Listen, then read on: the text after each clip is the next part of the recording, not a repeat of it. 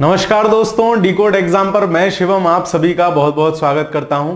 पूर्वावलोकन श्रृंखला में हम लोग भौतिकी कर रहे हैं और भौतिकी में आज ये 12वीं कक्षा रहेगी। अब ज़्यादा से ज़्यादा 4 या 5 क्लासेस रह जाएंगी, उसमें हम ये पूरा अपना फिजिक्स कंप्लीट कर लेंगे। ठीक है, तो चलिए आज की क्लास देखते हैं। आज हम न्यूक्लियर फिजिक्स देखेंगे, नाभिकीय भौतिकी, नाभिकीय से रिलेटेड जो भी सवाल आते हैं, करीब 90 सवाल इस चैप्टर में हैं, 1 घंटे में हम लोग कर लेंगे। ठीक है, तो उसको देखेंगे क्योंकि वो सवाल बहुत आते हैं, कुछ छोटे छोटे से कॉन्सेप्ट हैं वो आप लोग समझ लीजिएगा, पूरा मतलब चैप्टर खत्म हो जाएगा। ठीक है, और इंपॉर्टेंट चैप्टर है। ठीक है, चलिए तो उसी निगाह से उसी दृष्टि से पढ़ते चलिएगा। देखते हैं क्या है चैप्टर है पूरा नाभिकीय भौतिकी, न्यूक्लियर फिजिक्स, है ना। जो भी आपका क्या हो रहा है, नाभिकीय संलयन, नाभिकीय विखंडन, ठीक है ना, रेडियो एक्टिविटी वाले तत्व, वो सब हम इस चैप्टर में देखेंगे। ठीक है, तो क्वेश्चन के माध्यम से हमेशा की तरह कॉन्सेप्ट समझते चलेंगे। ठीक है, चलिए तो पहला सवाल है, निम्नलिखित में से कौन सा युग्म सुमेलित नहीं है ना। ये सारे पार्टिकल हैं, किसी भी नाभिक, किसी भी मैं कहूं परमाणु या अणु के सारे वो होते हैं, पॉजिट्रॉन और आपका इलेक्ट्रॉन, प्रोटॉन, ये सब आप जानते ही हो, बहुत बेसिक सी बात है, लगभग सबने ही पढ़ा होगा। तो उसी की खोज की बात चल रही है। तो मेसॉन की खोज किसने की? Hideki Yukawa. ठीक है, ये याद देखो, ये हमें कब याद कर रहे हैं, मान लो इनमें से ही कोई एक ऑप्शन देके आपसे सवाल पूछ ले कि भाई मेसोन पार्टिकल की खोज किसने करी। ठीक है, तो पीवाईक्यू पढ़ने का यही मतलब होता है कि एटलीस्ट पीवाईक्यू हमारे दिमाग में हो, उनसे रिलेटेड कोई सवाल आए तो वो हमारा गलत ना होने पाए। ठीक है, तो याद कर लेते हैं इनको। कैसे याद करेंगे? आपको मेरा तरीका अच्छा लग रहा हो बुक पे लिख लेना, ना लगे कोई बात नहीं।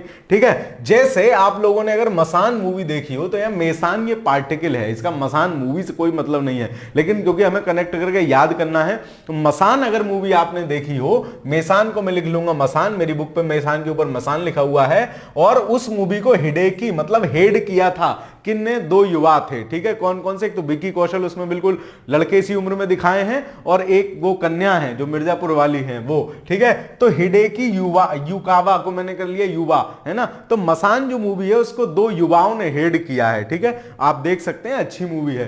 तो मसान, तो मेसान मुझे ऐसे याद हो गया, चलो ये ठीक है ना। फिर पॉजिट्रॉन की खोज क्या होती है?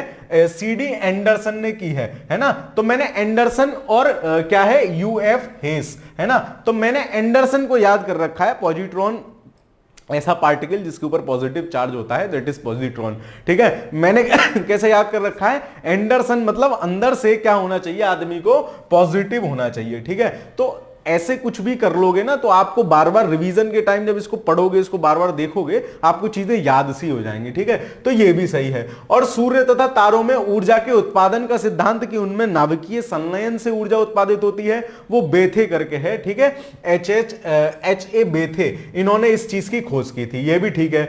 परा यूरेनियम तत्वों का संश्लेषण, है ना, परा यूरेनियम तत्वों का संश्लेषण एरिनिको फर्मी, तो ये एरिनिको फर्मी ने नहीं की है, ये की है जीटी सीबोर्ग ने। ठीक है, इसकी खोज की है जीटी सीबोर्ग। ठीक है, अब ये नाम अजीब सा है, हमको सही सही वाले याद रखने हैं, बाकी परा यूरेनियम भी आप याद रख लेना, सीबोर्ग। परा यूरेनियम एलिमेंट कौन से होते हैं ये आपको पता होना चाहिए। हमारी पीरियोडिक टेबल जो हमारी आवर्त सारणी है उसमें 118 तत्व होते हैं। यूरेनियम के बाद वाले नंबर जो जिन तत्वों को मिले, जैसे यूरेनियम का परमाणु क्रमांक क्या है? 92 नंबर पे यूरेनियम वहां है, तो यूरेनियम के बाद वाले जो तत्व हैं उनको बोला जाता है परा यूरेनियम एलिमेंट।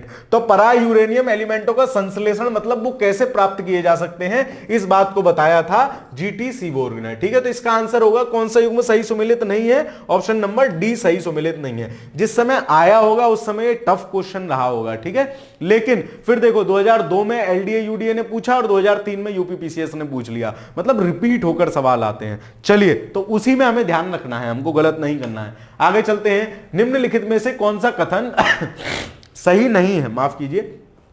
विकास का सिद्धांत चार्ल्स डार्विन द्वारा प्रतिपादित किया गया था। हम सब लोग जानते हैं कि विकास का जो सिद्धांत है वो डार्विन ने ही प्रतिपादित किया था। ठीक है, डार्विन महोदय ने प्रतिपादित किया था कि कैसे कोई भी जीव या कोई भी प्रजाति जो है किस प्रकार विकास करती है।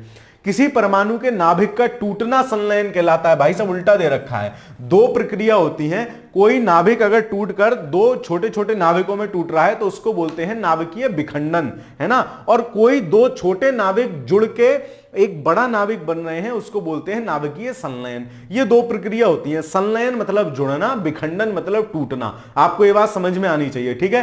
अब यहां ये उल्टी बात कर रहे हैं कि किसी परमाणु के नाभिक का टूटना संलयन कहलाता है, नहीं, टूटना तो विखंडन कहलाएगा, जुड़ना संलयन कहलाता है। तो ऑप्शन नंबर बी गलत हो जाएगा, है ना। वही पूछ रहा है कौन सही नहीं है, हमारा आंसर क्या होगा, ऑप्शन नंबर बी। बाकी देख लेते हैं, ड्राई आइस ठोस कार्बन डाइऑक्साइड के अतिरिक्त कुछ नहीं है। माना जाता है जो ड्राई आइस है वो ठोस कार्बन डाइऑक्साइड होती है। और टेलीफोन की खोज ग्राहम बेल ने की थी, ठीक है, ये भी सही है, ये तो बचपन से पढ़ते आ रहे हो। टेलीफोन की खोज किसने की थी, ग्राहम बेल ने। तो सेकंड का आंसर हो जाएगा ऑप्शन नंबर बी। अगला सवाल देखते हैं, निम्नलिखित कथनों पर विचार कीजिए, कथन ए और कारण।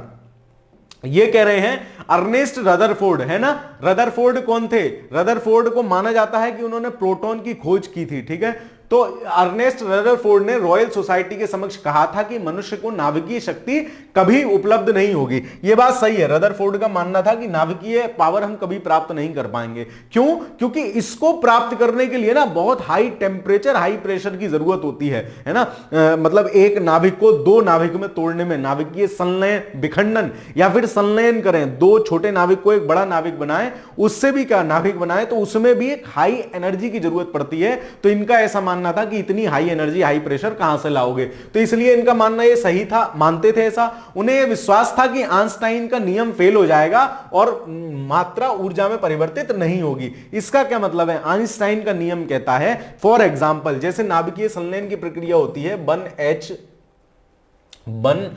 दो ड्यूटेरियम के अणु यानी 1s2 और 1h2 इज इक्वल टू क्या बनता है, 2he3 बनते हैं, 2he3 प्लस एनर्जी निकलती है। मतलब क्या है, ये 2 और 2 4 होने चाहिए थे ना नीचे, तो संतुलित करना आपने 9th 10th में पढ़ा ही होगा केमिस्ट्री इक्वेशन। तो ये जब होते हैं ना तो इनसे क्या होता है कि एनर्जी रिलीज हो जाती है यहां, मतलब जो द्रव्यमान बचा उससे एनर्जी रिलीज हो जाती है। ऐसा आइंस्टाइन कहते थे कि द्रव्यमान को, मतलब पदार्थ को जो है हम किसमें, मात्रा को हम किसमें बदल सकते हैं, एनर्जी में बदल सकते हैं, ठीक है। चलो, तो इनको मानना था कि ये नहीं, ऐसा नहीं होगा, इसलिए फेल हो जाएगा आइंस्टाइन का रूल, ठीक है। तो इसका कथन और कारण दोनों सही है और वो सही व्याख्या है, इसीलिए उनका ऐसा मानना था। तो इसका आंसर क्या हो जाएगा, ऑप्शन नंबर ए हो जाएगा, कथन और कारण दोनों सत्य हैं और सही स्पष्टीकरण, ठीक है। बहुत लोड नहीं लेना है, सिंपल सा सवाल है। निम्न करों में से कौन सा एक जिसका आविष्कार करने का दावा किया जा रहा है अल्बर्ट आइंस्टाइन के सापेक्षवाद के सिद्धांत को गलत साबित करने के जोखिम में डाल सकता है। देखो, अल्बर्ट आइंस्टाइन का सापेक्षता का सिद्धांत क्या है, वो ये कहता है कि किसी भी चीज की जो स्पीड है ना वो लाइट से ज्यादा नहीं हो सकती, मतलब कोई भी चीज प्रकाश के वेग से, तीव्र वेग से नहीं चल सकती है ना, क्योंकि प्रकाश का वेग बहुत होता है, 3 लाख किलोमीटर पर सेकंड में होता है। तो प्रकाश के वेग से ज्यादा स्पीड से कोई चीज नहीं चल सकती। लेकिन जो फोटोन्स हैं, जो माइक्रोवेव फोटोन है ना, जो माइक्रोवेव फोटोन है, माना जाता है कि प्रकाश से भी तेज चल लेते हैं। तो वही है कि ये ऐसा कण है जिसका आविष्कार अगर हो गया तो जो आइंस्टाइन का सापेक्षतावाद का सिद्धांत है वो गलत हो जाएगा। क्यों, क्योंकि वो सिद्धांत कहता है कि प्रकाश से तेज कोई चीज नहीं चल सकती और ये भाई साहब भग जाते हैं, ठीक है, मतलब इनका सिस्टम है कुछ ऐसा। तो 4 का आंसर क्या हो जाएगा, ए।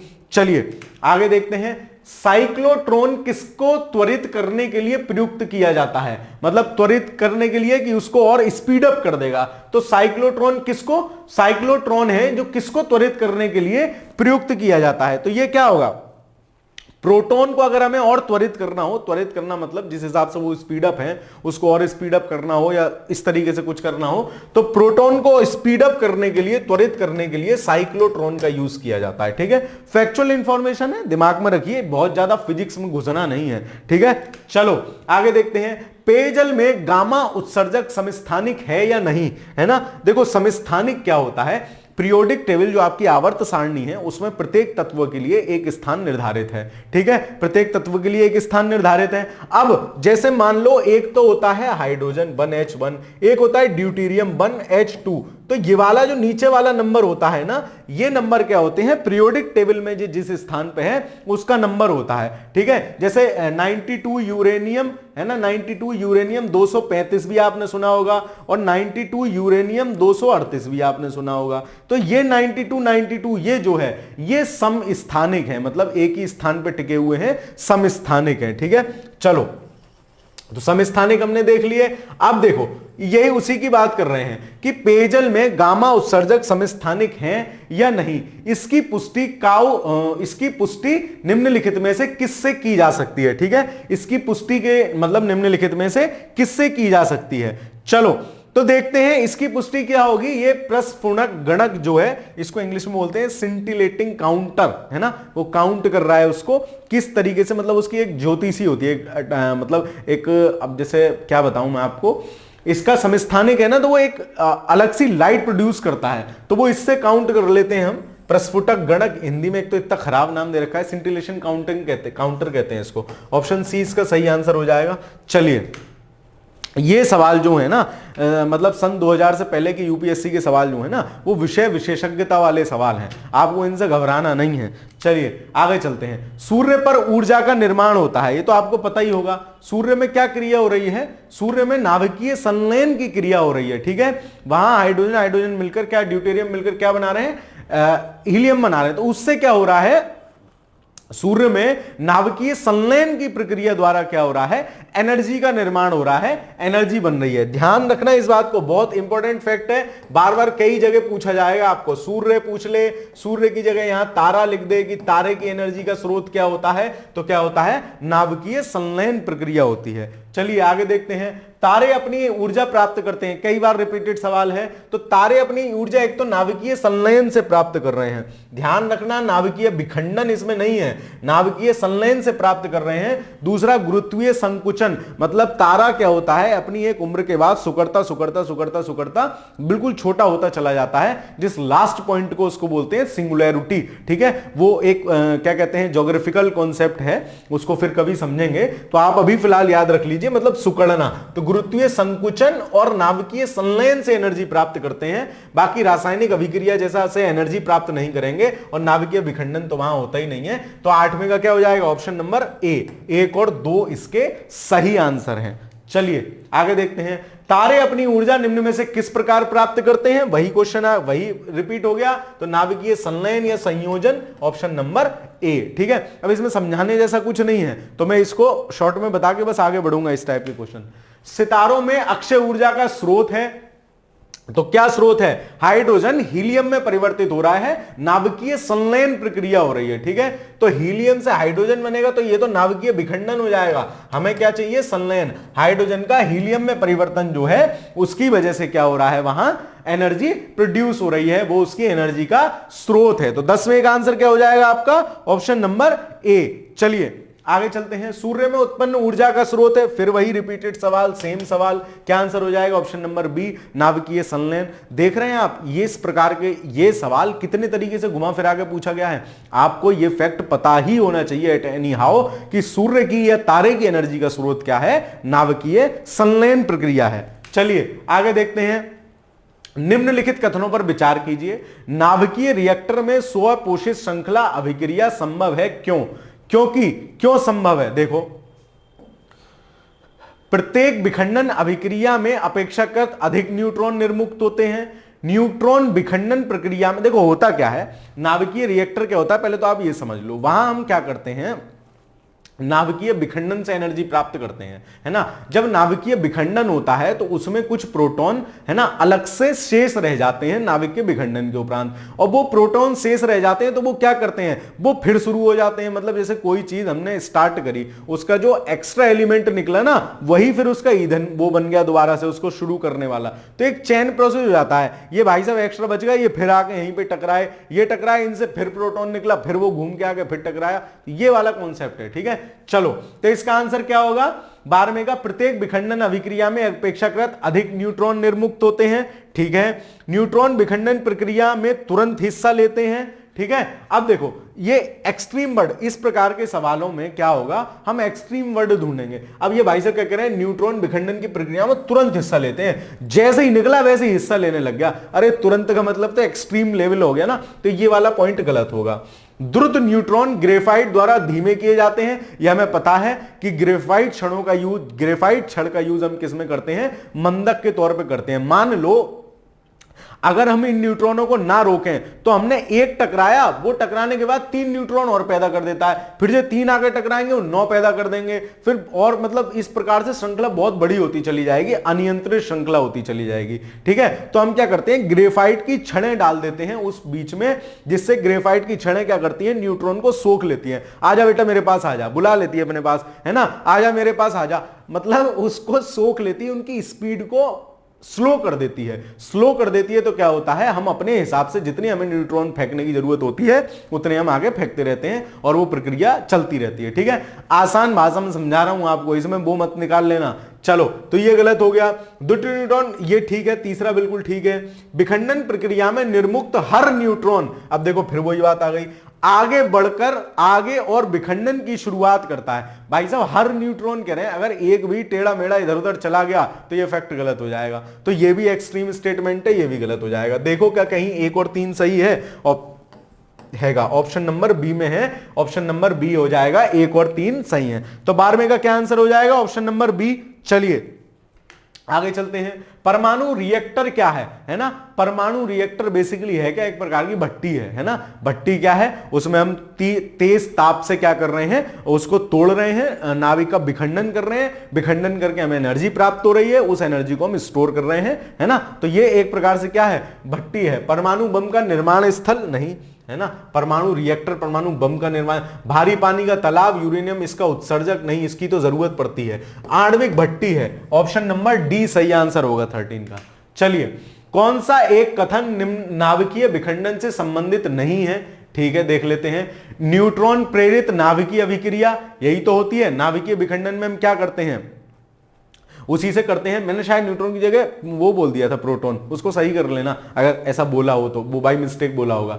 तारों में ऊर्जा उत्पन्न करना, तो तारों में ऊर्जा कौन उत्पन्न करता है, भाई साहब तारों में तो एनर्जी कौन उत्पन्न कर रहा है, सर अभी आप 4 बार बता चुके कि याद रखना बहुत जरूरी है।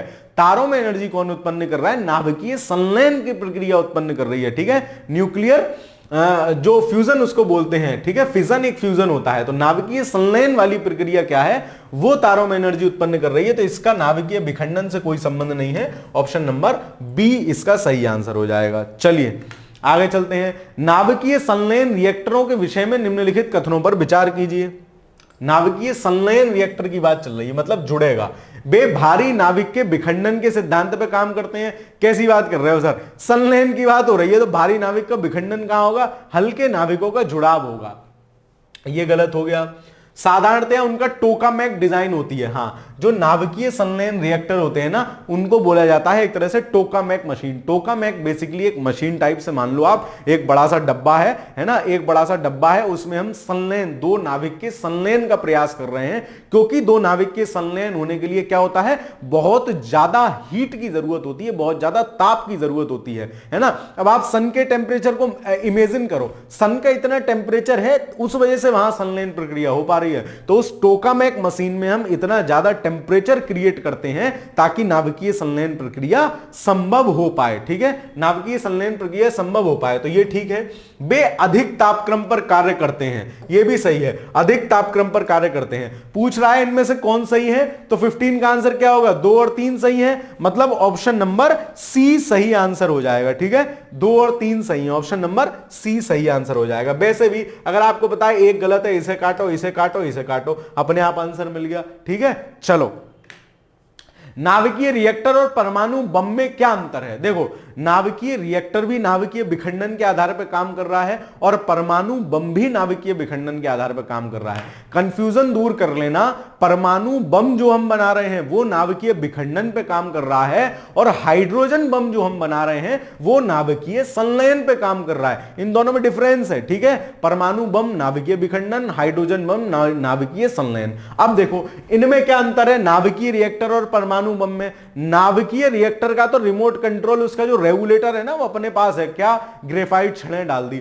जैसे ही हमें लगा भाई साहब मामला ज्यादा हो रहा है, आतंकवादी ज्यादा आ गए, ये मतलब आतंकवादी से मतलब है ये अटैक करने वाले ज्यादा आ गए, श्रृंखला को बढ़ा देंगे, हम ग्रेफाइट छड़ें उसमें डाल देते हैं, वो अपने पास बुला लेते हैं, आजा बेटा तू मेरे पास आजा, वहां कहां जा रहा है, मतलब हमने उसको क्या किया, कंट्रोल कर लिया। लेकिन परमाणु बम, उसे तो एक बार छोड़ने के बाद क्या हुआ, उसमें नाभिकीय विखंडन हुआ, वो प्रक्रिया लगातार लगातार लगातार क्या होती है, अनियंत्रित रूप से चलती रहती है। तो दोनों में बेसिक डिफरेंस क्या है, वो नियंत्रित है, वो अनियंत्रित है। चलिए, नाभिकीय रिएक्टर में कोई श्रृंखला अभिक्रिया नहीं होती, जबकि परमाणु बम में होती है।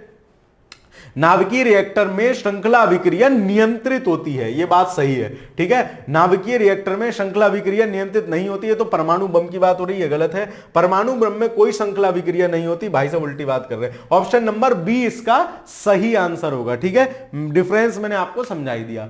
रेडियो धर्मिता के संबंध में निम्नलिखित में से कौन सा से सही है? तो रेडियो धर्मिता होती है कि वो radio activity alpha beta gamma rays वो छोड़ते रहते हैं, वो रेडियो एक्टिविटी का गुण है। तो रेडियो एक्टिविटी एक नाभिकीय गुण है, ठीक है। नाभिकीय विखंडन के सिद्धांत पर हाइड्रोजन बम बनाया गया है। अभी मैंने बता दिया ये नाभिकीय फिशन है ना। एक होता है नाभिकीय फ्यूजन, मतलब फ्यूज कर दिया हमने, उसको जोड़ दिया, ठीक है। नाभिकीय संलयन के सिद्धांत के आधार पर काम करता है कौन? आपका हाइड्रोजन बम, ठीक है। तो इसको याद रखोगे आप, हाइड्रोजन बम संलयन मतलब जुड़ेगा, और परमाणु बम मतलब विखंडन मतलब वो होगा, ठीक है। तो ये दूसरा वाला गलत हो जाएगा। स्टेटमेंट एक सही है, पूछ रहा है कौन सा सही है, ऑप्शन नंबर ए इसका सही आंसर हो जाएगा। चलिए अगला सवाल, मैं थोड़ा स्पीड अप इसलिए हूं क्योंकि 90 सवाल हैं, ठीक है, हमें जल्दी जल्दी करना है। भारत के संदर्भ में निम्नलिखित कथनों पर विचार कीजिए। मोनोजाइट दुर्लभ मृदा का स्रोत है। मोनोजाइट एक यौगिक है जो भारत के कुछ तटीय एरियाओं में पाया जाता है, जिससे हम क्या प्राप्त करते हैं? थोरियम प्राप्त करते हैं। थोरियम भी एक नाभिकीय गुण रखने वाला, मतलब नाभिकीय एनर्जी प्रोड्यूस करने वाला तत्व है। बेसिकली हम किससे कर रहे हैं? यूरेनियम से कर रहे हैं अभी, ठीक है, यूरेनियम से कर रहे हैं, लेकिन थोरियम भी उसी का एक तत्व है, ठीक है। तो मोनोजाइट दुर्लभ मृदा स्रोत है, ठीक है।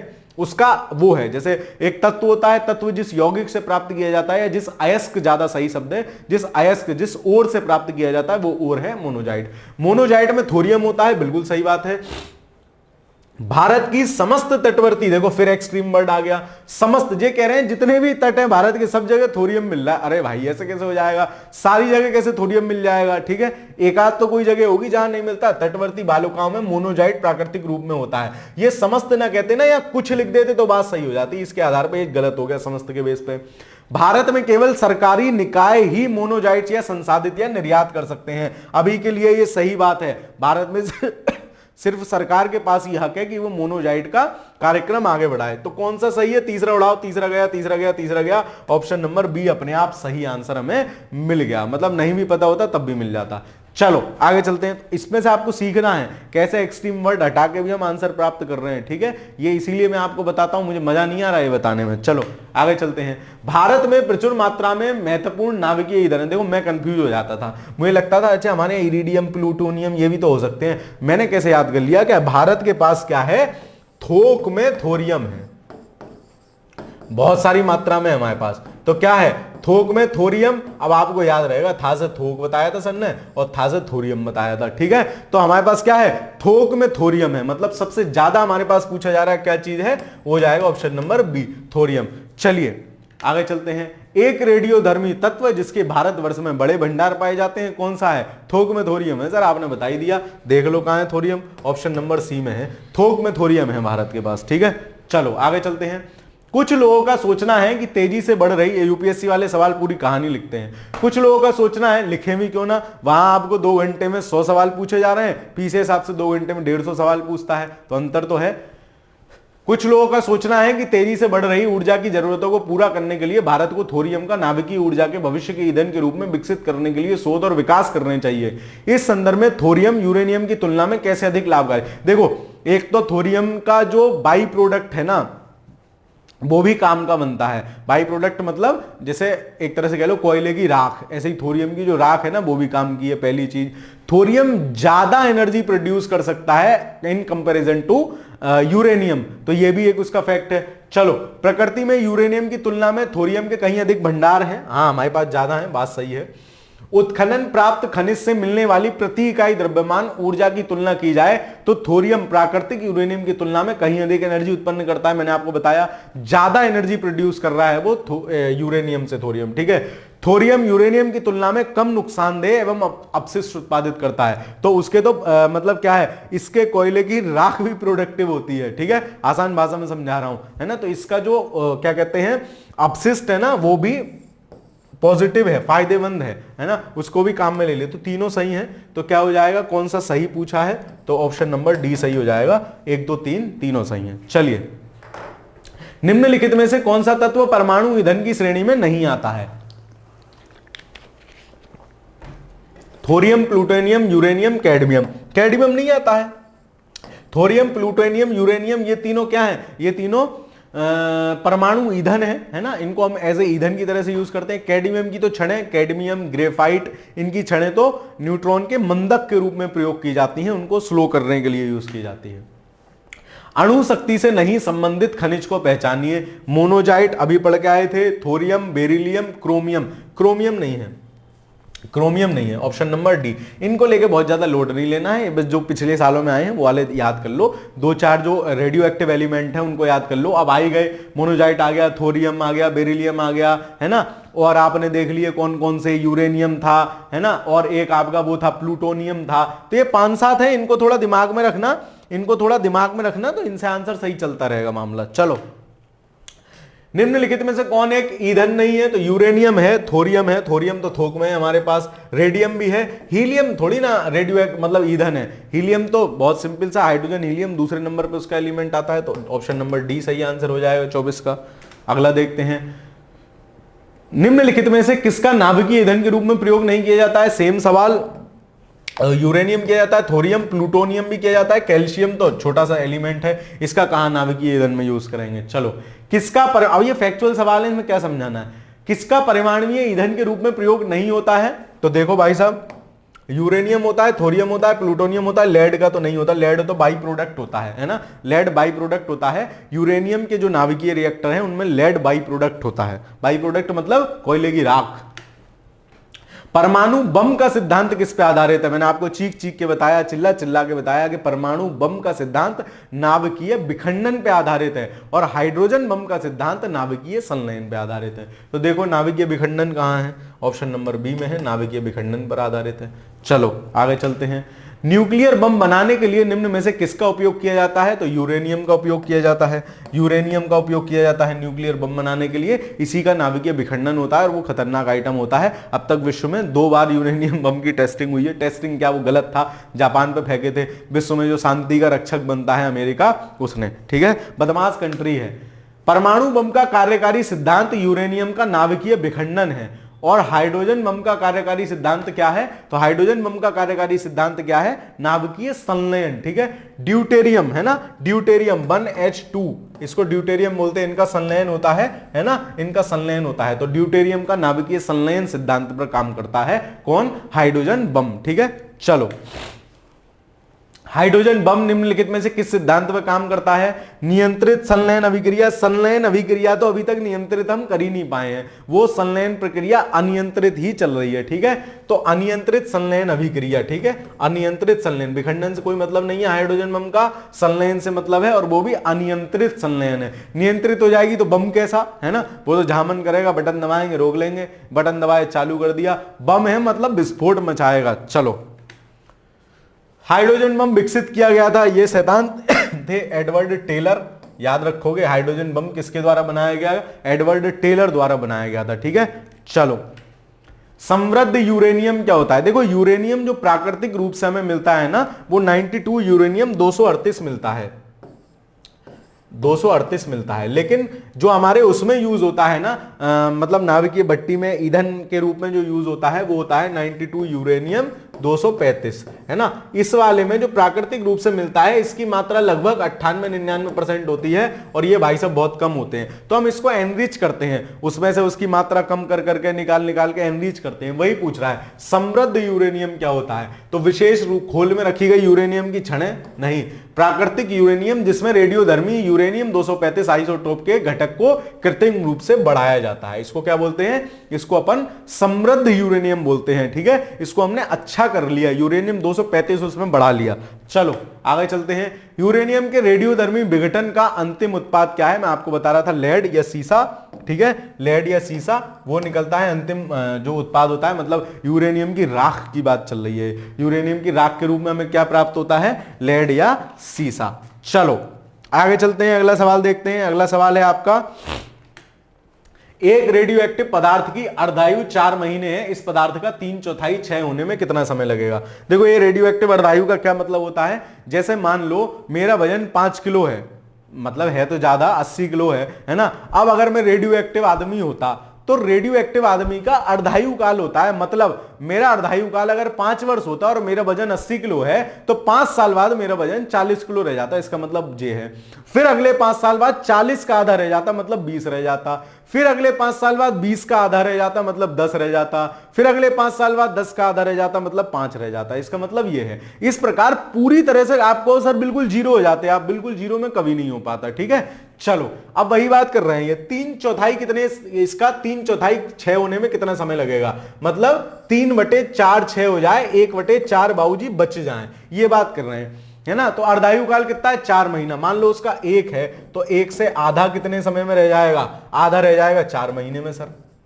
फिर आधे का आधा अगले 4 महीने में इस आधे का आधा होगा, तो इस आधे 1/2 का 1/2 करोगे तो वो जाएगा 1/4। 1/4 कितने समय में रह गया, 4 ये और 4 महीने और लगे 8 महीने में। वही पूछ रहे हैं, तो 1/4 तो रह गया, 3/4 6 हो गया, ठीक है। तो यही ये पूछ रहा है कि 3/4 6 होने में कितना समय लगेगा, तो 8 महीने का समय लगेगा। ऑप्शन नंबर सी इसका सही आंसर हो जाएगा। चलिए अर्धायु समझ में आई क्या, मैंने बता दिया आपको। एक विघटनाभिक तत्व की अर्ध आयु 5 वर्ष होती है। 20 वर्ष बाद विघटनाभिक पदार्थ का जो अंश बचेगा, देखो मान लो पूरा है 1 है, 5 साल में उसका क्या हुआ, आधा रह गया। 20 साल की बात चल रही है, अब ये आधा रह गया, अब इस आधे का 5 साल में इसका आधा हो जाएगा, मतलब 1/4 हो जाएगा। अब 1/4 रह गया, अगले 5 साल में क्या होगा, इसका आधा हो जाएगा, मतलब 1/8 रह जाएगा।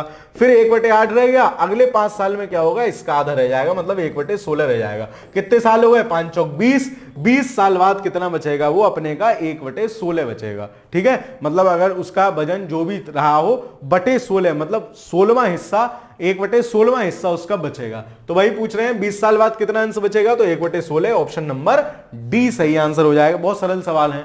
चलिए, एक रेडियोधर्मी पदार्थ की अर्धायु 10 दिन है ना, 10 दिन है, 10 दिन में आधा रह जाता है। अर्धायु का मतलब हो गया जितना है उसका आधा। मान लो 10 किलो का है तो 10 दिन में 5 किलो का रह जाएगा, 5 किलो का है तो 10 दिन में 2.5 किलो का रह जाएगा, 2.5 का है तो 1.25 का रह जाएगा, ठीक है। इस तरीके से चलो, इसका अभिप्राय यह है कि पदार्थ का पूर्ण विघटन होने में 20 दिन लगेंगे। पूर्ण विघटन तो कभी हो ही नहीं सकता, है ना। उसका आधा, उसका आधा, उसका आधा, वो दशमलव में बात चलती चली जाएगी। पदार्थ का पूर्ण विघटन होने में 40 दिन लगेंगे, पूर्ण कभी नहीं होगा। 3/4 विघटन होने में 20 दिन लगेंगे, बात सही है। देखो 1 था, 10 दिन में कितना हो गया, आधा। आधा अब बचा है, अगले 10 दिन में कितना हो जाएगा, 1/4 हो जाएगा। मतलब क्या हुआ, 3/4 विघटन हो गया। इसका मतलब यही तो हुआ, इसका मतलब हुआ इसका 3/4 विघटन हो गया। यही बात चल रही है, पदार्थ के 3/4 भाग का विघटन होने में 20 दिन में हो जाएगा, और 10 और 10 20 दिन ये हो गए। तो ऑप्शन नंबर सी इसका सही आंसर हो गया 36 का। चलिए आगे चलते हैं। निम्नलिखित में से कौन सा एक रेडियो एक्टिव तत्व नहीं है, एस्टेनियम, फ्रेंसियम, ट्राइटियम, जर्कोनियम। जर्कोनियम नहीं है, ठीक है, जर्कोनियम नहीं है। ये थोड़ा सा स्पेसिफिक सवाल है, ठीक है, लेकिन नॉर्मली आप लगा लोगे आइडिया, है ना। इस प्रकार का सवाल आ जाएगा तो आप आइडिया लगा लोगे। जर्कोनियम नहीं है, ठीक है। रेडियो एक्टिव पदार्थ बेसिकली वो कहलाते हैं, इसका परमाणु क्रमांक है 40। इसका क्या मतलब है, मतलब पीरियोडिक टेबल आवर्त सारणी में ये भाई साहब 40वें नंबर की कुर्सी पे बैठे हैं, ठीक है। ऐसी 118 कुर्सी है पीरियोडिक टेबल में। माना जाता है कि 80 नंबर कुर्सी के बाद जो भी पब्लिक बैठी है, जो भी तत्व बैठे हैं, वो प्राय रेडियो एक्टिविटी शो करते हैं, रेडियो एक्टिव एलिमेंट होते हैं। रेडियो एक्टिविटी का क्या गुण होता है, वो alpha beta gamma rays release करते रहते हैं, और मतलब अर्धायु काल होता है उनका, क्षय होते रहते हैं। क्षय होना मतलब खत्म होना। चलो, निम्नलिखित में से कौन सा यूरेनियम समस्थानिक परमाणु ऊर्जा संयंत्र में बिजली उत्पादन में इस्तेमाल किया जाता है। तो मैंने आपको बताया यूरेनियम 235। पृथ्वी से सबसे ज्यादा कौन सा निकल रहा है, यूरेनियम 238 की मात्रा सबसे ज्यादा होती है उसमें। यूरेनियम 235 बहुत कम होता है, लेकिन हम उसको संवर्धित कर करके किसी भी यांत्रिक तरीकों से, टेक्निकल चीजें होती हैं वो संवर्धित कर करके यूरेनियम 235 उसमें से निकाल लेते हैं। तो यूरेनियम 235 का यूज किया जाता है किसमें, परमाणु संयंत्र में, परमाणु ऊर्जा संयंत्र में। चलिए, विद्युत उत्पादन करने के लिए कौन सी धातु का उपयोग किया जाता है, तो इसमें से कौन सी धातु करोगे, यूरेनियम करोगे, परमाणु उसमें, ठीक है। चलो, इजी सवाल है। रेडियोधर्मी पदार्थ उत्सर्जित करते हैं। तो रेडियोधर्मी पदार्थ मैं आपको भी 2-3 बार बता चुका हूं, अल्फा बीटा गामा तीनों प्रकार की रेज उत्सर्जित करते हैं, इसीलिए हानिकारक भी होते हैं। ऐसा माना जाता है जहां रेडियो एक्टिव पदार्थ हो आदमी के शरीर में, वहां से, क्योंकि वो एनर्जी तो हमारे पास ही आएगी ना, उनकी उत्सर्जित हो गए दिक्कत हो जाती है। उपरोक्त सभी उत्सर्जित करते हैं अल्फा बीटा गामा किरणें। चलो, अगर चालू नाभिकीय रिएक्टर में कंट्रोल छड़ों का उपयोग नहीं किया जाए तो क्या होगा? अनकंट्रोल हो जाएगी। भाई साहब, तुम्हारी मम्मी पापा अगर आपको कंट्रोल ना करें, आपसे ना पूछें कहां जा रहा है, किससे मिलने जा रहा है, कितनी कॉफी पी के आया, तो क्या होगे? अनकंट्रोल हो जाओगे, है ना, अंधाधुंध पैसा उड़ाओगे, अंधाधुंध मेल मिलाप शुरू कर दोगे। तो वही बात है यहां भी कि कंट्रोल छड़ों को अगर निकाल लिया जाए तो क्या होगा? रिएक्टर काम करना बंद कर देगा, फट लेगा रिएक्टर, काम करना तो बहुत दूर है। चयन प्रक्रिया सीमा से बाहर चली जाएगी, है ना, जैसे तुम सीमा से बाहर चले जाओगे अगर तुम पे कंट्रोल ना हो, है ना, सीमा से बाहर चले जाओगे, वही वाली बात है। ठीक है, तो ऑप्शन नंबर बी सही आंसर हो जाएगा।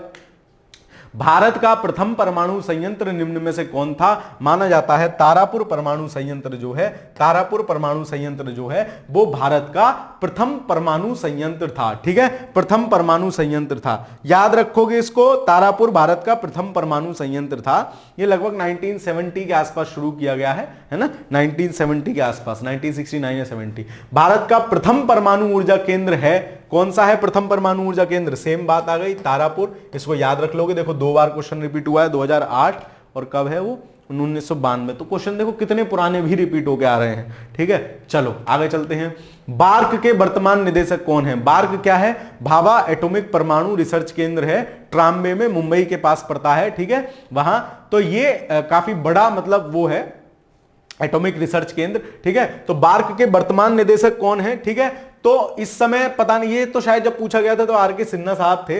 वर्तमान में सितंबर 2023, देखो बिल्कुल करंट है ना, हम लोग अक्टूबर में पढ़ रहे हैं, सितंबर में भी 25 सितंबर के आसपास शायद इनकी नियुक्ति हुई है, अगर मैं गलत नहीं हूं तो। विवेक भसीन साहब जो हैं अब बार्क के वर्तमान निदेशक हैं। इनसे पहले वो अजीत कुमार मोहंती करके समथिंग लाइक वो थे, है ना, एग्जैक्ट नाम मुझे मोहानी मोहंती जो भी थे। अब याद रखोगे आप विवेक भसीन। ठीक है, विवेक भसीन कैसे याद कर सकते हो? बार्क या भार के कुछ भी है तो ये भी देखो बी और भा।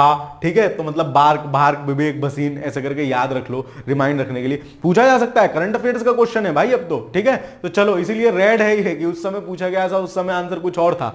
चलिए आगे चलते हैं। ध्रुव, पूर्णिमा, साइरस, इनमें क्या संबंध है? तो ध्रुव, पूर्णिमा, साइरस क्या है? हमारे टेस्टिंग एटॉमिक वो थे, मतलब क्या कह सकते हैं, शोध रिएक्टर थे हमारे। ठीक है, हमने जब शोध करना शुरू किया था सबसे पहले बार्क में ही हमने स्थापित किए थे कुछ रिएक्टर, है ना, शोध के स्वरूप से कि भाई काम कैसे कर पा रहे हैं, इनमें कैसे काम कर सकते हैं। एकदम कोई बिजली घर थोड़ी ना बना देते परमाणु ईंधन वाला, पहले आप छोटे स्तर पर उसका प्रयोग करोगे ना। ठीक है, तो ये क्या है? शोध परमाणु रिएक्टर है। ऑप्शन नंबर ए सही आंसर हो जाएगा। याद रख लेंगे इस चीज को, दोबारा कभी पूछ लिया जाए तो ध्यान रखना है। भारत के न्यूक्लियर रिएक्टर्स में कौन सा ईंधन प्रयुक्त होता है?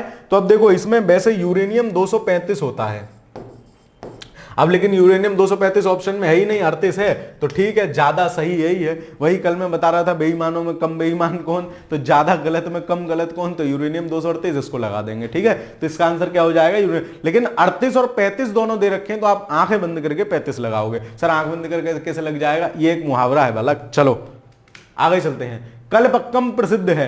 कलपक्कम एक फेमस क्या है? परमाणु ऊर्जा संयंत्र है। ठीक है, चेन्नई में पड़ता है ना। परमाणु संयंत्र शक्ति संयंत्र का रक्षा प्रयोग क्या हो जाएगा इसका आंसर? परमाणु शक्ति संयंत्र है कलपक्कम। ठीक है, चलो आगे चलते हैं। इंदिरा गांधी आणविक अनुसंधान केंद्र कहां है? तो इंदिरा गांधी आणविक अनुसंधान केंद्र आपका पड़ेगा वही कलपक्कम वाला जो है, कलपक्कम वाला जो है उसी को इंदिरा गांधी आणविक अनुसंधान केंद्र के नाम से जाना जाता है। और कलपक्कम आपका कहां पड़ता है? ये आपका पड़ता है चेन्नई के पास। ठीक है, चेन्नई के पास। और चेन्नई कहां पड़ती है? चेन्नई पड़ती है आपकी तमिलनाडु में। तो इंदिरा गांधी आणविक अनुसंधान केंद्र कहां स्थित हो जाएगा? तमिलनाडु में स्थित हो जाएगा। ये कौन सा वाला है? कलपक्कम वाला ही है। ठीक है, कलपक्कम। ठीक है, नाम याद रखोगे आप। चलो चलिए अगला सवाल देखते हैं। कलपक्कम के फास्ट ब्रीडर टेस्ट रिएक्टर में प्रयुक्त ईंधन है। ठीक है, तो कलपक्कम वाले में आप ध्यान रखोगे, बेसिकली हम भारत में दो क्या करते हैं, ईंधनों को परमाणु ऊर्जा उसमें यूज करते हैं। एक अपना यूरेनियम, एक अपना प्लूटोनियम। ठीक है, प्लूटोनियम के विखंडन से भी बाद में यूरेनियम और इस तरीके से वो प्रक्रिया चलती रहती है, उससे भी काम चल जाता है। तो कलपक्कम वाला जो है वहां हम जो यूज करते हैं वो क्या यूज करते हैं? हम यूज करते हैं इसमें प्लूटोनियम। ध्यान रखोगे इस बात को। अलग सा है, इसलिए ध्यान रखोगे। कल्पक्कम में ईंधन के तौर पर हम क्या यूज कर रहे हैं, वहां हम यूज कर रहे हैं प्लूटोनियम। ठीक है, चलो अगला सवाल देखते हैं।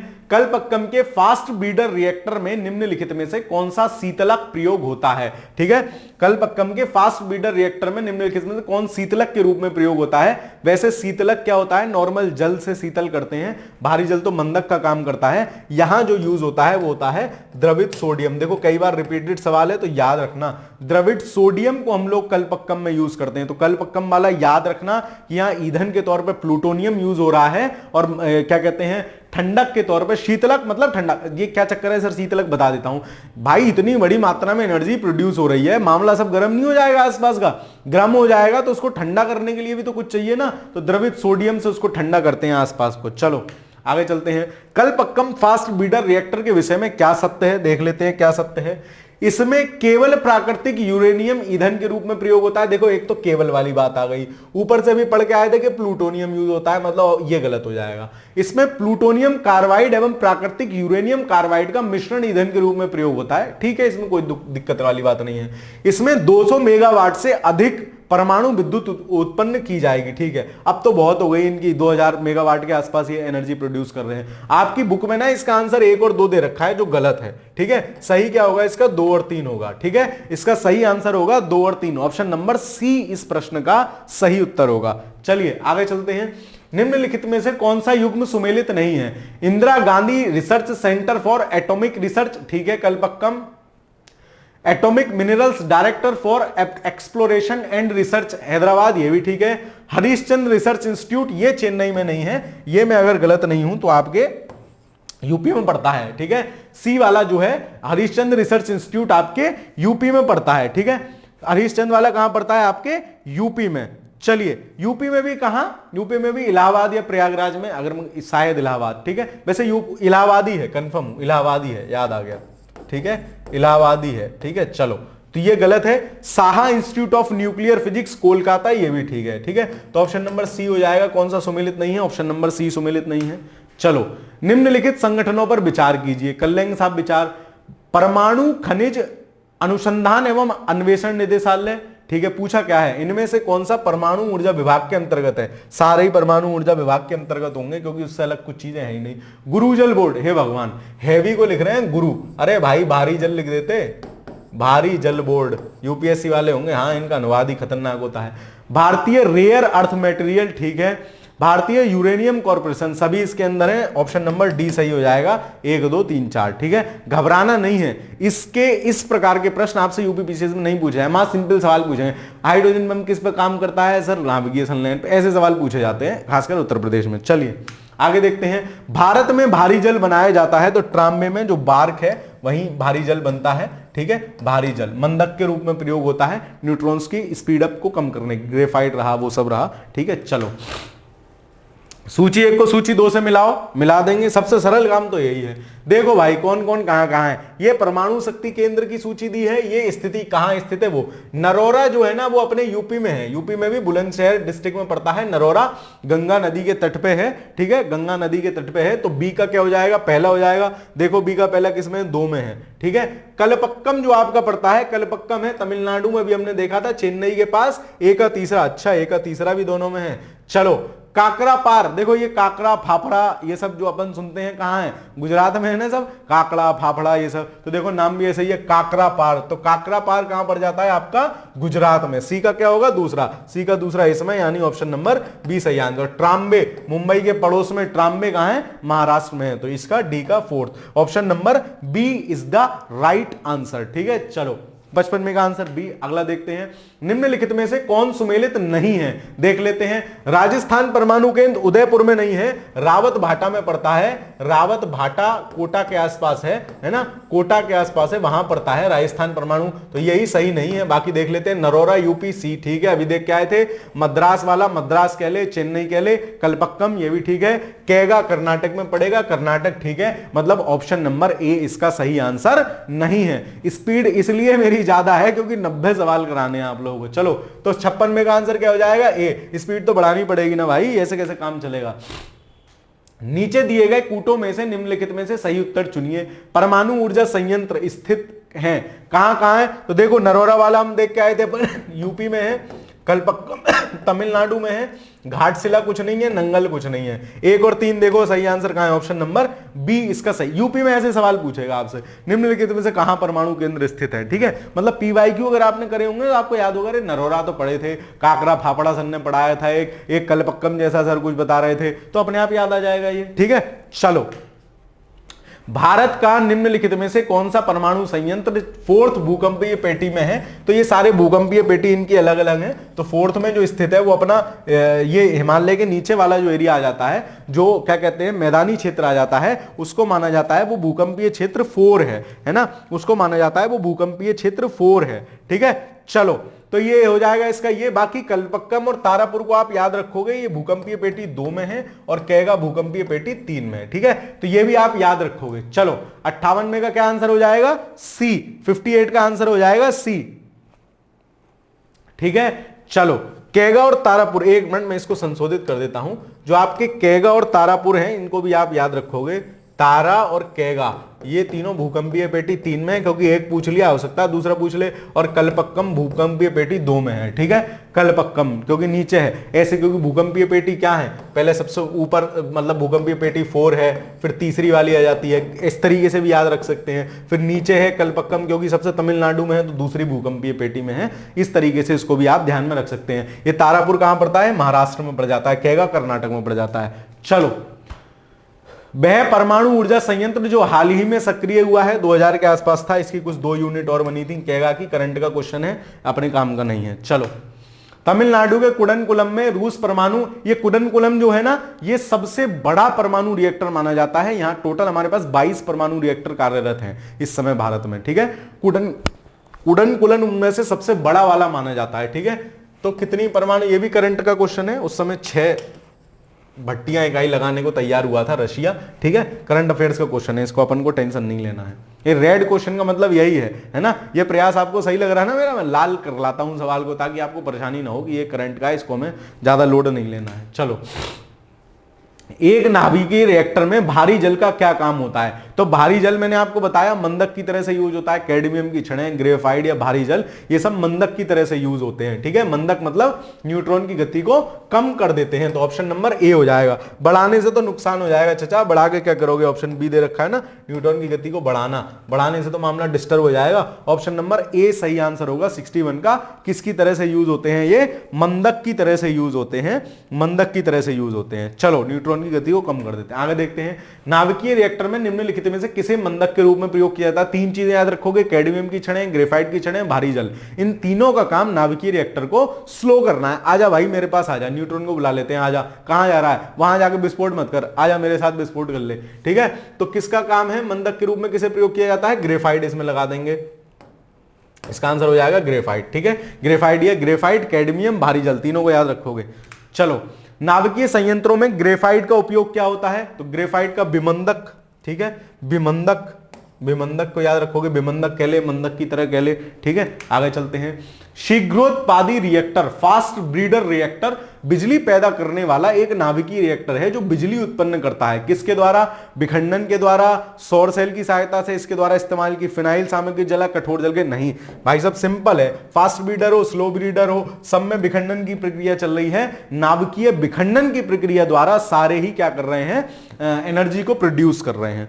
चलो, 20 सवाल और रह गए हैं, सिंपल हैं। एक ब्रीडर रिएक्टर वह है जिसे विखंडन होने वाले पदार्थ की आवश्यकता नहीं होती, जो केवल हैवी वाटर यूज में लाता है, जो विखंडन होने वाले पदार्थ व उससे अधिक उत्पन्न करता है जितना वह जलाता है, उपयोग में से कोई नहीं। यही तो इसकी शैतानी है, उससे ज्यादा प्रोड्यूस कर देगा जितना आइटम जला रहा है, ठीक है। तो 65 का आंसर क्या हो जाएगा, 65 का आंसर हो जाएगा आपका सी, ठीक है। जो विखंडन होने वाले पदार्थ से ज्यादा जो है वो उससे उत्पन्न कर देता है, एक ब्रीडर, ठीक है। चलो, the nuclear power of corporation India अब दूसरे देशों को प्रेशराइज्ड हैवी वाटर रिएक्टर्स निर्यात करने की स्थिति में है, इनकी क्षमता होगी। तो ये भी करंट का क्वेश्चन है, इसका आंसर ऑप्शन नंबर बी, इसको छोड़ दे, बी है ऑप्शन नंबर, इसको छोड़ देते हैं, अपन के काम का नहीं है। चलो, निम्नलिखित में से किस नाभिकीय शक्ति संयंत्र की कुल स्थापित क्षमता सबसे ज्यादा है, तो मैं बता रहा था कुडनकुलम, ठीक है, कुडनकुलम जो है, कुडनकुलम की सबसे ज्यादा क्या कहते हैं पावर है एनर्जी प्रोड्यूस करने की, कुडनकुलम, इसको याद रखोगे। ये कहां है, तारापुर महाराष्ट्र में पड़ गया, केगा कर्नाटक में, काकड़ा फाफड़ा गुजरात में।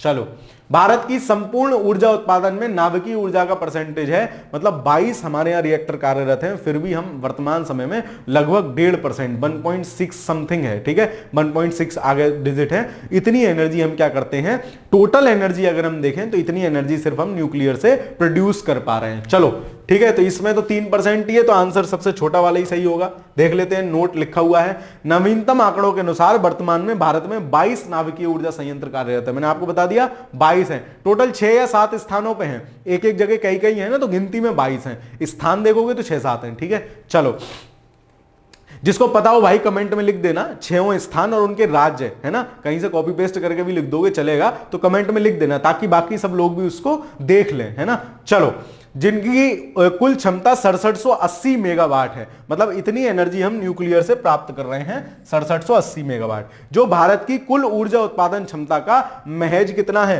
1.6% है, ठीक है, मतलब सिर्फ 1.5% बिजली हम क्या कर रहे हैं, टोटल बिजली का न्यूक्लियर एनर्जी से प्राप्त कर रहे हैं। चलिए, पोखरण नाभिकीय परीक्षण 1974 का आधिकारिक कोड क्या था, तो हमने इसका आधिकारिक कोड दिया था स्माइलिंग बुद्धा, ठीक है, इसको याद रखोगे, स्माइलिंग बुद्धा, जो पोखरण का पहला परीक्षण हुआ था 1974 में, उसका कोड था स्माइलिंग बुद्धा, हंसते हुए बुद्ध, ठीक है। और जो दूसरा वाला हुआ था उसका नाम था 1998 में, वो था ऑपरेशन शक्ति, ठीक है, ऑपरेशन शक्ति 1998 में दूसरा होगा। तो पहले को आप याद रखोगे, पहले का स्माइलिंग बुद्धा है, दूसरे का ऑपरेशन शक्ति है। पोखरण द्वितीय परीक्षण कब किया गया, अब देखो डेट भी आपसे पूछता है, हालांकि ये करंट अफेयर्स का सवाल है, क्योंकि 98 में हुआ और 99 में सवाल पूछ लिया, तो ये करंट अफेयर्स का सवाल है, लेकिन फिर भी जो इंपॉर्टेंट डेट है, अब जैसे मान लो चंद्रयान 3 कब पहुंचा, ये आपको पता होनी चाहिए, उसकी डेट आपको पता होनी चाहिए, ठीक है। चंद्रयान 3 कब पहुंचा, कब यहां से हमने शुरू किया, आदित्य L1 मिशन हमने कब भेजा है, मान लो पहुंच भी जाएगा तो उसकी डेट कब पहुंचा, ये इंपॉर्टेंट डेट आपको पता होनी चाहिए। तो ये कब है, इसका आंसर है 11 मई 1998 को हमने क्या किया था, पोखरण परमाणु परीक्षण 2 किए, इसमें 2 किए थे शायद, 11 और 13 मई 2 किए थे। चलो, ऑपरेशन शक्ति 98 किसका नाम है, तो पोखरण में 1998 में हुए परमाणु अभियान का, ठीक है, परमाणु जो हमने दूसरा वाला 98 में परीक्षण करा था उसका नाम था ऑपरेशन शक्ति, पहले वाले का नाम था स्माइलिंग बुद्धा। चलो, मई 1998 में पोखरण में भारत ने 5 परमाणु परीक्षण किए थे। बताइए पोखरण किस राज्य में है, तो पोखरण हमारा कहां है, राजस्थान में है, ठीक है, ऑप्शन नंबर बी सही आंसर हो जाएगा। 72 का पोखरण कहां है, पोखरण आपका राजस्थान में है। चलिए अगला सवाल देखते हैं। अगला सवाल आपसे पूछा जा रहा है, भारत के परमाणु सिद्धांत में सम्मिलित है, परमाणु सिद्धांत में क्या सम्मिलित है, मतलब जो हमारे पास परमाणु बम है, तो हम मानते हैं हम पहले नहीं छोड़ेंगे किसी पे, जब तक कोई हम पे नहीं छोड़ दे हम उस पर नहीं छोड़ेंगे, ठीक है, जबरदस्ती उसकी वजह से डराएंगे नहीं, है ना, और किसी कोई नुकसान नहीं करेंगे किसी का, तो मतलब वो हमारी जो पॉजिटिवनेस है ना, वो हमारी सारी नीतियों में झलकती है, ठीक है। तो पहल ना करना, ठीक है, एक तरफा प्रतिबंध, न्यूनतम विश्वसनीय निवारण, तीनों ही सही है, ठीक है, उपयुक्त सभी। हाँ, एक बात और है कि यूपी वाले सवालों में खासकर जहां उपयुक्त सभी होता है वहां देख लेना चाहिए, प्राय उपयुक्त सभी में से अगर 20 सवाल पूछे गए ना, 15 उपयुक्त सभी वाले सभी सही होते हैं, तो इनमें भी सब सही है, ठीक है। चलो आगे चलते हैं, मतलब ये कोई यूनिवर्सल नियम नहीं है, कल को तुम लगाया हो मास्टर की वजह से, फिर को सर आपकी वजह से सवाल गलत हो गया, मैं तो सही कर रहा था, भाई मेरी वजह से मत गलत करके आना, अपने बुद्धि विवेक का प्रयोग करके तब टिक लगाना। आगे देखते हैं, निम्नलिखित कथनों पर विचार कीजिए। परमाणु सुरक्षा शिखर सम्मेलन संयुक्त राष्ट्र के तत्वाधान में, संयुक्त राष्ट्र का तत्वाधान कुछ भी नहीं है, ठीक है, ये संयुक्त राष्ट्र से इसका कोई मतलब नहीं है। परमाणु सुरक्षा शिखर सम्मेलन ये कुछ देशों ने आपस में बना रखा है, ठीक है। विखंडनीय सामग्रियों पर अंतरराष्ट्रीय पैनल अंतरराष्ट्रीय परमाणु ऊर्जा अभिकरण का एक अंग है, नहीं, ये भी अलग सिस्टम है, ये दोनों गलत है, ना तो एक ना सही। करंट का क्वेश्चन था, करंट में रहता था क्योंकि यूपीएससी वाले थोड़ा टफ करंट पूछते हैं, तो उस हिसाब का सवाल है, आपको घबराना नहीं है। आगे चलते हैं, CERN European Organization for Nuclear Research, अब आप देख रहे हो नाम इसका CERN है, ये फ्रेंच वर्ड है, और एग्जैक्ट इसका नाम क्या है, European Organization for Nuclear Research. विश्व में कणीय भौतिक शास्त्र पार्टिकल 810 फिजिक्स की सबसे बड़ी प्रयोगशाला है, ठीक है, यूरोप में है, सबसे बड़ी जो पार्टिकल लेबोरेटरी है ना वो यूरोप में है, इसका मतलब यह है। उपयुक्त संगठन के अस्तित्व में आने के 2 वर्ष पूर्व स्थापित प्रावर्धिक निकाय का एक नाम का फ्रेंच संक्षेपीकरण, मैं आपको बता रहा था ना CERN ये फ्रेंच वर्ड है जो European Organization for Nuclear Research का है, तो ये भी सही है, मतलब एक और दो दोनों सही हैं और उसकी सही व्याख्या है कि नहीं, ठीक है, ठीक है।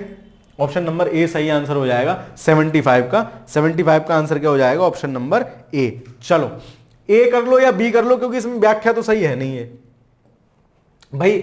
कणीय भौतिक शास्त्र उसकी वजह से ऐसा थोड़ी ना है, बी ज्यादा सही होगा, है ना, इसकी सही व्याख्या नहीं है, ठीक है। मैंने आपको बताया कि कथन के साथ क्योंकि लगा के देखो कारण में, तो क्योंकि जब लगा के देखोगे अगर बात फिट बैठ रही हो तो व्याख्या सही है, बात फिट ना बैठ रही हो तो व्याख्या सही नहीं है। अब ये अलग बात है, ये अलग बात है, बात दोनों सही है लेकिन व्याख्या सही नहीं है। ऑप्शन नंबर बी सही आंसर हो जाएगा 75 का। आगे चलते हैं। अंतरराष्ट्रीय ताप नाभिकीय प्रायोगिक रिएक्टर ITER परियोजना निम्नलिखित में से किस एक स्थान पर बनाई गई है?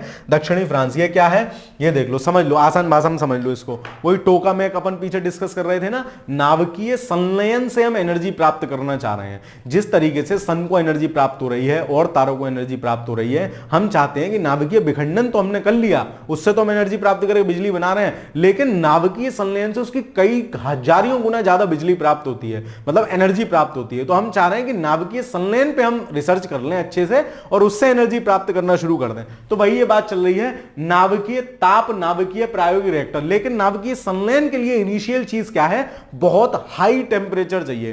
तो कृत्रिम रूप से उतना हाई टेम्परेचर क्रिएट करना, उसको फिर सस्टेन रख पाना, आगे का प्रोसेस, तो उस सब पे रिसर्च चल रहा है। तो ये टोकामेक जो पूरा वर्ड जो ITER जो है ना, ये कहां है? दक्षिणी फ्रांस में है। इसका आंसर हो जाएगा ऑप्शन नंबर बी। 76 का क्या आंसर हो जाएगा? Option number B. चलो अगला सवाल देखते हैं। अगला सवाल है आपका भारतीय अंतरराष्ट्रीय ताप नाभिकीय रिएक्टर, वही आ गया ITER, है ना, ITER की ही बात चल रही है का एक महत्वपूर्ण सदस्य हम भी हैं। यदि यह प्रयोग सफल हो जाता है तो भारत को तत्कालिक लाभ क्या होगा? नाभिकीय संलयन वाली एनर्जी का स्रोत पता चल जाएगा भारत को, क्या सभी को यही लाभ होगा? देखते हैं। यह विद्युत उत्पादन के लिए यूरेनियम की जगह थोरियम प्रयुक्त कर सकता है। यह उपग्रह मार्ग निर्देशन सैटेलाइट से इसका कोई मतलब नहीं है। यह विद्युत उत्पादन में अपने विखंडन रिएक्टरों की दक्षता में तेजी से सुधार ला सकता है। यह विद्युत उत्पादन के लिए संलयन रिएक्टरों का निर्माण कर सकता है। ठीक है, ये जो ITER चल रहा है ना, ये संलयन से एनर्जी प्राप्त कर पाएगा। ठीक है, नाभिकीय संलयन से हम एनर्जी प्राप्त कर पाएंगे। तो 77 का आंसर हो जाएगा ऑप्शन नंबर डी। चलिए 8-10 सवाल और रह गए, धैर्य बांधे रखो। सवाल भाई मेहनत तो तुम्हें ही करना पड़ेगा ना, मैं तो नहीं करके आपका सिलेक्शन करवा सकता। एग्जाम में गोले तो आपको ही काले करने हैं। गोले काले कब करोगे? जब यहां बैठ के आंखों के नीचे काले गोले पड़ेंगे, मतलब पढ़ोगे। चलो निम्नलिखित कथनों पर विचार कीजिए। कथन 1 और कारण। भारत की नाभिकीय नीति में निहित है कि वह अपने नाभिकीय संयंत्रों के अंतरराष्ट्रीय इंस्पेक्शन के लिए तैयार नहीं है। देखो ये शैतान क्या कर रहे हैं, 5 देश हैं जिन्होंने क्या करा, सबसे पहले न्यूक्लियर एनर्जी डेवलप कर ली थी। कौन? 2 तो चचा पूरे वर्ल्ड के जो बनते थे, US और USSR, मतलब रूस और अमेरिका। तीसरा छोटा चचा मतलब इंग्लैंड, फिर फ्रांस और एक चाइना। इन लोगों ने पहले ही नाभिकीय संयंत्र न्यूक्लियर टेस्ट कर लिया हमसे पहले, और क्या बना लिया? NPT बना लिया, नॉन वो ट्रीटी करके, परमाणु अप्रसार संधि है। ठीक है, मतलब कि अब हमारे बाद, जिनके बाद, देखो कितनी बढ़िया बात है, 5 और चचा मिल गए, फिर कह रहे हैं अब तक जिन्होंने बना लिए वो तो बना लिए, नया कोई भी परमाणु हथियार नहीं बनाएगा, टेक्नोलॉजी नहीं अपडेट करेगा। जिसको चाहिए हमसे ले ले, पॉजिटिव यूज के लिए जिसको चाहिए हमसे ले ले। भारत कहता है कि आपकी ये बात गलत है। ठीक है, आपने खुद तो बना लिया, दूसरों को परेशान कर रहे हो, ये तो एक तरह से वो हो गया। तो जो उसके सदस्य हो जाते हैं उनका फिर ये, जैसे जिनको टेक्नोलॉजी दे रहे हैं ना पॉजिटिव यूज के लिए, उनका इंस्पेक्शन भी कर सकते हैं कि भाई हम आकर देख रहे हैं कि आप गलत जगह तो नहीं यूज कर रहे हो, उसकी बात चल रही। तो भारत अभी तक NPT का सदस्य नहीं बना है और भारत कहता है कि यह संधि एक विभेदकारी संधि है। ठीक है, चलो तो ठीक है बात, भारत अभी तैयार नहीं है। ऑप्शन नंबर ए सही है।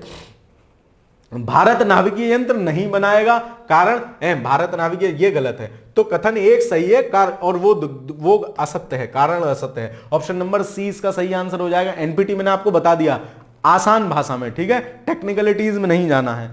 चलो भारत ने आणविक विस्तार संधि, आ गई देखो, आणविक विस्तार संधि NPT पर हस्ताक्षर करने से इनकार कर दिया। क्यों? क्योंकि भारत मानता है भेदभावपूर्ण है। ठीक है, यह भारत की आणविक सैन्य क्षमता, यह भारत की शक्ति नहीं, दक्षिण एशिया में शक्ति नहीं, भारत मानता है कि भेदभावपूर्ण है। तुमने 5 ने वो कर लिया, वो कह रहा है हमको भी इसी में ले लो, 6 कर लो भाई, हमने भी तो टेस्ट कर लिए। चलो निम्नलिखित देशों पर विचार कीजिए, चीन, फ्रांस, फलाडी का उपयोग में से कौन परमाणु शस्त्रों के अनुसार विषयक संधि treaty on the non proliferation of nuclear weapons, वही एनपीटी, जिसे सामान्यतः परमाणु अप्रसार संधि या एनपीटी के नाम से जाना जाता है, की मान्यता के अनुसार परमाणु शस्त्र संपन्न राज्य है। ये P5 बोलते हैं अपने आप को, पावरफुल 5 जो भी है P5। तो ये कौन सी कंट्री है, देखो चीन है, फ्रांस है, और तीन और कौन रह गए, तीन रह गया यूके, और दो विश्व के चचा जो अपने आप को समझते हैं यूएसए और रूस। ठीक है, ये 5 देश हैं जिनके पास इसका जो है परमाणु शस्त्र संपन्न राज्य है एनपीटी के अनुसार। ठीक है, ये कहते हैं कि हमने बना लिया,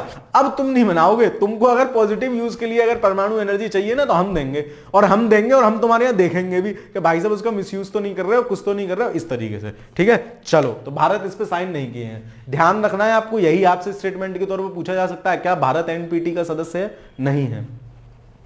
किसी देश के नाभिकीय पूर्तिकर्ता समूह, ये एक और है एनएसजी, न्यूक्लियर सप्लायर ग्रुप, ठीक है, के सदस्य बनने के क्या परिणाम होते हैं? देखो एनएसजी, जैसे अब हमारे पास क्या कहते हैं, ये सवाल समझने जरूरी है। ठीक है, मुझे लगता है कि यूपीपीसी ऐसे सवालों पे आएगा तो समझने जरूरी है, आपको इसलिए टाइम ले रहा हूं। एनएसजी का क्या मतलब होता है? न्यूक्लियर सप्लायर ग्रुप में कौन कौन से देश शामिल हैं? फॉर एग्जाम्पल, हम यूरेनियम से क्या कर रहे हैं, एनर्जी प्रोड्यूस कर रहे हैं, परमाणु ऊर्जा उत्पन्न कर रहे हैं, लेकिन हमारे पास क्या है हमारे पास यूरेनियम तो है नहीं, अब हम किसी और देश से लेंगे, तो वो और देशों ने क्या करा है, सबने मिलकर न्यूक्लियर सप्लायर ग्रुप बना लिया, एनएसजी बना लिया। फिर उसमें क्या कह रहे हैं, उसमें कह रहे हैं कि ठीक है हम तुम्हें यूरेनियम तो दे रहे हैं, लेकिन भाई साहब हम तुम्हारे वो सिस्टम चेक करेंगे जहां तुम हमारे यूरेनियम का यूज कर रहे हो, और चेक करेंगे और देखेंगे कि तुम उसका यूज सैन्य प्रयोग के लिए तो नहीं कर रहे हो, खतरनाक प्रयोग तो नहीं कर रहे हो, एनर्जी के लिए ही कर रहे हो। ठीक है, चलो, तो इसकी पहुंच नवीनतम और सबसे कुशल परमाणु प्रौद्योगिकी तक हो जाएगी। ठीक है भाई, बढ़िया, उसको यूरेनियम मिलेगा, कुछ टेक्नोलॉजी चाहिए हो तो एनएसजी प्रोवाइड कराएगा। यह स्वयं नाभिकीय आयुध अप्रसार संधि का सदस्य बन जाए, स्वयं नहीं बनता है, ऐसा कहा जाता है कि पहले एनपीटी साइन करो कि मैं हथियार नहीं बनाऊंगा, उसके बाद हम तुम्हें एनएसजी में लेके आएंगे, उसके बाद हम तुम्हें परमाणु वो देंगे। तो भारत इसीलिए तो एनएसजी का सदस्य बनने में कोई खतरा नहीं है। ठीक है, एनएसजी का सदस्य बन जाएंगे, हमको यूरेनियम बढ़िया मिलेगा, कोई दिक्कत नहीं है, लेकिन एनपीटी के सदस्य बनने से खतरा है, क्योंकि फिर हम परमाणु जो स्टेट है, हमारे पास न्यूक्लियर पावर है, उसका दर्जा हमसे चला जाएगा। दूसरा गलत है, पहला सही है, तो इसका आंसर क्या हो जाएगा? Option number 1। चलो आगे चलते हैं। निम्नलिखित देशों में से कौन सा परमाणु आपूर्तिकर्ता समूह न्यूक्लियर सप्लायर्स का सदस्य नहीं है? तो ईरान जो है वो सदस्य नहीं है न्यूक्लियर सप्लायर ग्रुप का, ऑप्शन नंबर डी 82 का सही आंसर हो जाएगा। चलिए, परमाणु आपूर्तिकर्ता समूह द्वारा भारत पर प्रतिबंध हटाए जाने के पश्चात किस देश ने सर्वप्रथम भारत के साथ समझौते पर हस्ताक्षर किए, जिससे भारत के नागरिकों को परमाणु तकनीक की आपूर्ति क्या हुई? बढ़ गई, है ना, आपूर्ति की जा सकेगी या बढ़ाई जा सकेगी। ठीक है, तो इसका आंसर क्या होगा? इसका आंसर होगा यूएसए, इटली, रूस, फ्रांस। तो अब उन्होंने थोड़ी ढील दे दी है कि ठीक है चलो, जो लोग एनएसजी के सदस्य नहीं है उनको भी यूरेनियम वगैरह दे दो, तो हम फ्रांस से ले लेते हैं। बाकी कनाडा से हमारे काफी अच्छे संबंध हैं, कनाडा यूरेनियम के उत्पादन में काफी अग्रणी है ना, मैं आपको बताया था कजाकिस्तान में बहुत ज्यादा उत्पादन होता है, तो हम इनसे ले लेते हैं। चलो, भारत के संदर्भ में अंतरराष्ट्रीय परमाणु ऊर्जा एजेंसी के अतिरिक्त नवाचार के अनुसमर्थन करने के निहितार्थ क्या हैं? ठीक है, मतलब हमने इसका समर्थन कर दिया, किसका? IAEA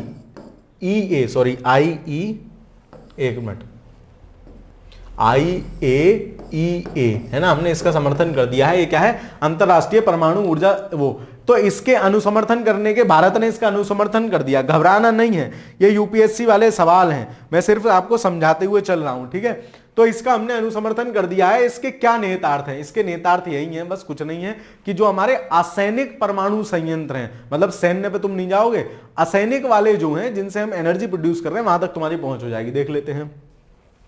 असैनिक परमाणु रिएक्टर आईएईए के रक्षोपाय के अधीन आ जाते हैं, बिल्कुल ठीक है। सैनिक परमाणु, सैनिक पे तो छुओगे ही नहीं। देश के पास नाभिकीय पूर्तिकर्ता समूह एनएसजी के नहीं, एनएसजी के सदस्य नहीं बनोगे इसका समर्थन करने से, वो तो अलग से हो जाएगा। देश स्वतः एनएसजी का सदस्य, स्वतः तो कोई कुछ नहीं होता। ऑप्शन नंबर ए सही आंसर हो जाएगा कि अगर हम परमाणु, अंतरराष्ट्रीय परमाणु ऊर्जा एजेंसी के अतिरिक्त नवाचार एडिशनल प्रोटोकॉल का अनुसमर्थन करते हैं, तो हमारे असैनिक जो हमारा यूज कर रहे हैं हम यूरेनियम का, वहां आप आके देख सकते हो। अगला सवाल देखते हैं, 1-2 सवाल रह गए हैं बस। भारत में क्यों कुछ परमाणु रिएक्टर आयु सुरक्षा उपायों के अधीन रखे जाते हैं जबकि अन्य इसके अधीन नहीं रखे जाते हैं? क्यों? क्योंकि भाई साहब क्यों रख रहे हो, हमारी मजबूरी है रखना। क्यों? क्योंकि उनमें हम विदेशी यूरेनियम प्रयोग कर रहे हैं। अगर हम अपने देश का ही यूरेनियम प्रयोग कर रहे होते कोई दिक्कत नहीं थी, अपनी मर्जी चलते, लेकिन विदेशी यूरेनियम प्रयोग कर रहे हैं तो वो कह रहे हैं भाई साहब हमारा यूरेनियम तो प्रयोग कर रहे हो लेकिन हमें दिखाओगे कि तुम यूरेनियम से हथियार तो नहीं बना रहे हो। ठीक है, तो वही इसका मतलब है। कुछ यूरेनियम का प्रयोग करते हैं, कुछ थोरियम का, कुछ आयातित यूरेनियम का यूज करते हैं बाहर वाले का, और कुछ अन्य घरेलू आपूर्ति का। तो इसका आंसर क्या हो जाएगा? ऑप्शन नंबर बी, क्योंकि बाहर से मंगा रहे हो आयातित यूरेनियम है तो चेक भी करते हैं कि सही जगह यूज कर रहे हो कि नहीं कर रहे हो। आज का अंतिम सवाल संभवतः, हाल ही में भारत ने निम्नलिखित में से किस देश के साथ नाभिकीय क्षेत्र में सहयोग के प्राथमिकीकरण और कार्यान्वयन हेतु कार्य योजना नामक सौदे पर हस्ताक्षर किए? तो करंट अफेयर्स का सवाल है, 2019 में आपसे पूछा गया है। इसका आंसर क्या हो जाएगा? इसका आंसर है रशिया। ठीक है, तो ये करंट का सवाल है, इसको लोड नहीं लेना, ये शायद रेड होने से रह गया है। ठीक है, तो ये करंट अफेयर्स का सवाल है, इसको लोड नहीं लेना। चलो, इसी के साथ आपकी आज ये थोड़ी अपेक्षाकृत लंबी कक्षा समाप्त होती है, लेकिन ये था कि पूरा चैप्टर है एक बार में खत्म कर लेते हैं। क्लास आपको कैसी लग रही है कमेंट के माध्यम से बताते चलिएगा। मुझसे कुछ और चाहते हैं तो वो भी कमेंट के माध्यम से बताते चलिएगा। बाकी पढ़ते रहिए, चैनल पर नए हों तो चैनल को सब्सक्राइब कर लीजिएगा, वीडियो को लाइक कर दीजिए, अपने दोस्तों के साथ साझा कर दीजिए। मिलते हैं फिर एक नई वीडियो में, तब तक के लिए पढ़ते रहिए, खुश रहिए, धन्यवाद।